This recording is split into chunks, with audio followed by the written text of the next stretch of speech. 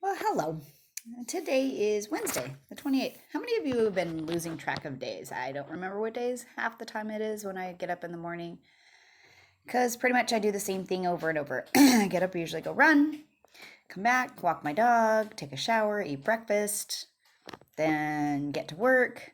And I even do it on Saturdays and Sundays. So I kind of really do have lost track of what day it is, but it is Wednesday, almost the end of the month. Kind of cool, kind of crazy. About a month and a half left of school, and we are done for the year. Hopefully, you guys haven't checked out yet.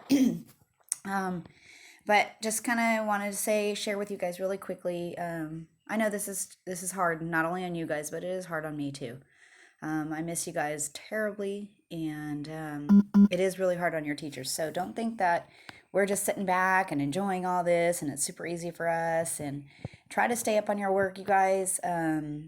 It's you gotta do your best because you're gonna be put in circumstances who knows when in your lifetime, and you gotta step up, stay up on top of it.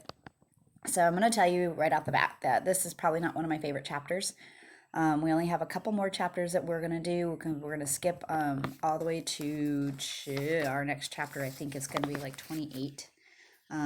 So we got a few more chapters to get through, and then we will be good. And you guys will have made it through our first year of marine science. Woo woo! Yeah, let's go. All right. So getting into this chapter 25, it's going to be short. I'm hoping, because it's talking about like animal needs and animal tracking. Kind of more about the oxygen in the ocean, the salinity, how to tell whether it's hotter or colder, and what we can tell with our weather with the different temperatures of the water in the ocean, and how that it affects all of us on land. So in the beginning, we're going to talk about the phytoplankton, and how we obviously know that it helps us transform carbon dioxide and water into sugar through photosynthesis. We've talked at length about photosynthesis. And you guys know, you've learned it in bio before this, and any whatever else you've taken that you may have had it. And just so you know that the phytoplankton provide more than half the oxygen to the Earth's atmosphere, which is a ton. Think about everything we breathe. That's crazy. So without the phytoplankton, we would not survive. We could not exist the way we exist at the time as we are right now. So most organisms are gonna require oxygen to help us release our energy from our food, and it's going to be known as cellular respiration. Again, I don't really need to get into this. You guys have already kind of done this before. Oxygen allows for more efficient retrieval of energy, and any animal that's aerobic obviously needs oxygen to be able to survive. So we know that sugar and oxygen equal energy, carbon dioxide, and water. So when we exhale, we're releasing some energy, carbon dioxide, water, all of that when we take in the sugar from our photosynthesis. I'm actually going to show you this kind of a cool picture on page 488. Some of you probably saw it if you have your book. If you didn't have your book, I don't know how well you see it, but I'm going to show it to you now. So you have sugar, oxygen equals energy, carbon dioxide, and water at this first part here.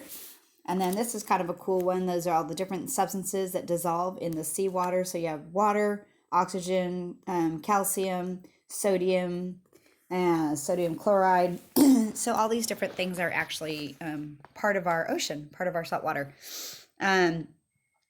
So there's different substances. They all dissolve and help make up our salt water and our gases.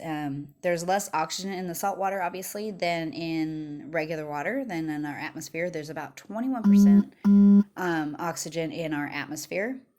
DO is going to stand for dissolved oxygen, which is going to be in the salt water. Our oxygen is dissolved in our salt water.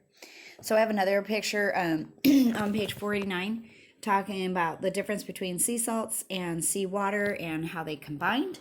It's kind of cool and interesting, better way to see it than me just trying to explain it and talk about things that you guys are probably like, huh, what? I don't get it. So that way you could see a little bit more of it.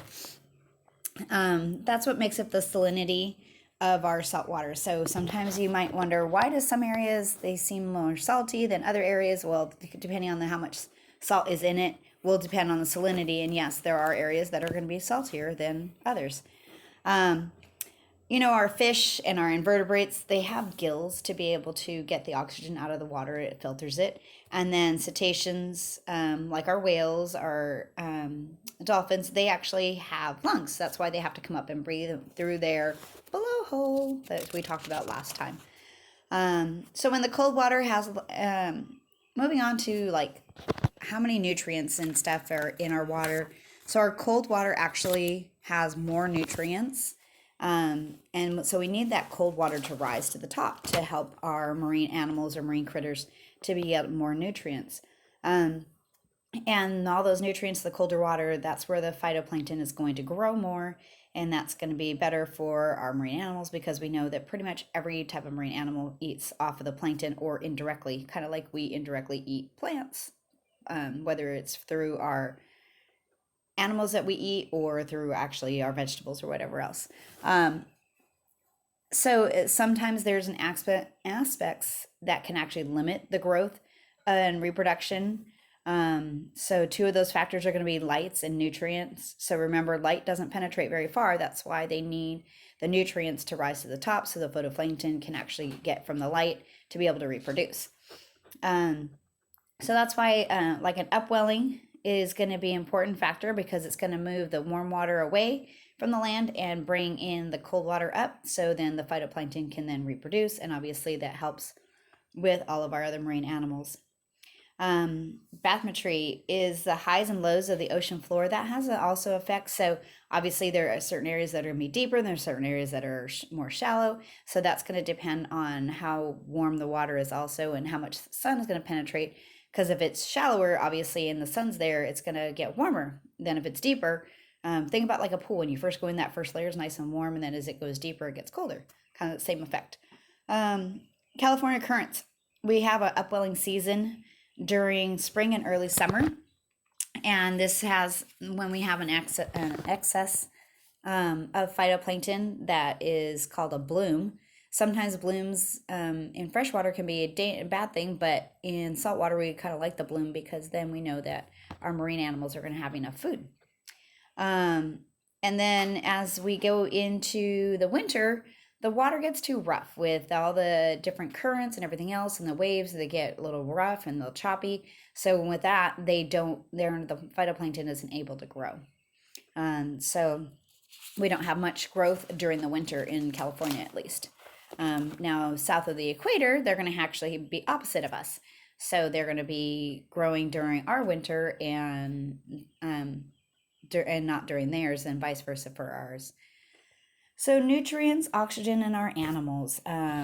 So we know that our birds and invertebrates and whales, the upwelling areas, they're going to be higher feeding grounds for them because obviously if there's more plankton, there's other things that are eating there. We know that there's a lot of our baleen whales that actually eat plankton as their food.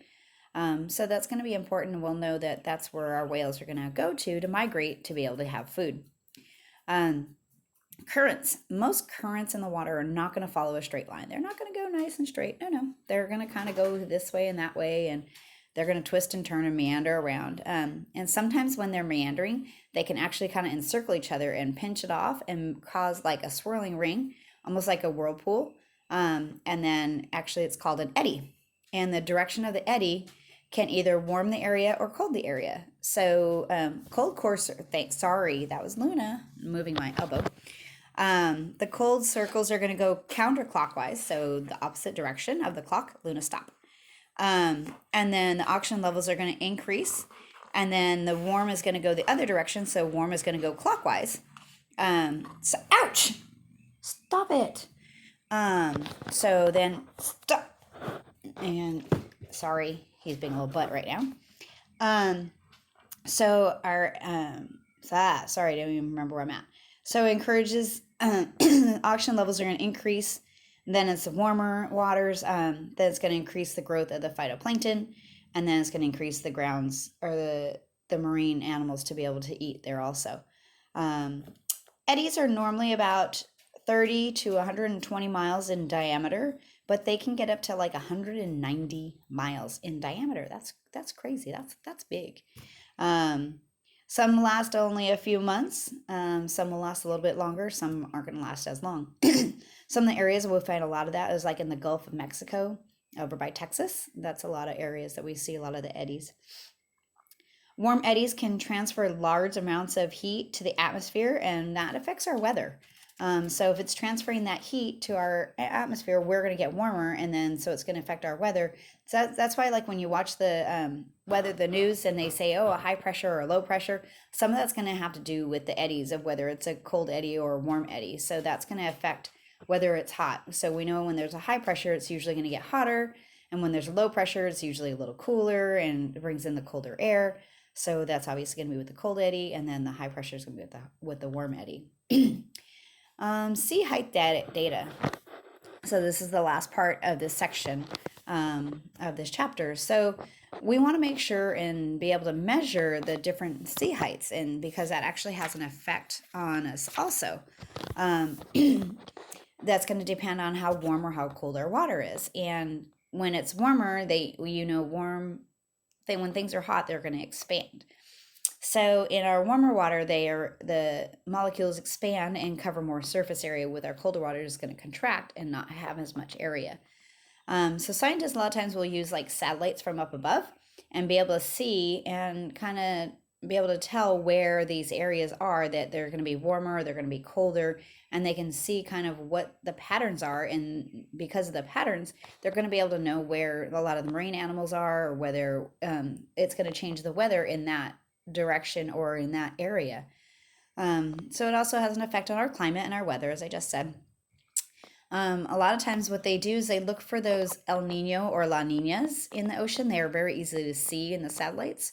So when they can see that, they know that we're either going to get a lot of rain or we're going to have more of a drought. So they can kind of tell a little bit about what's going to happen in our seasons from what's going on in the ocean.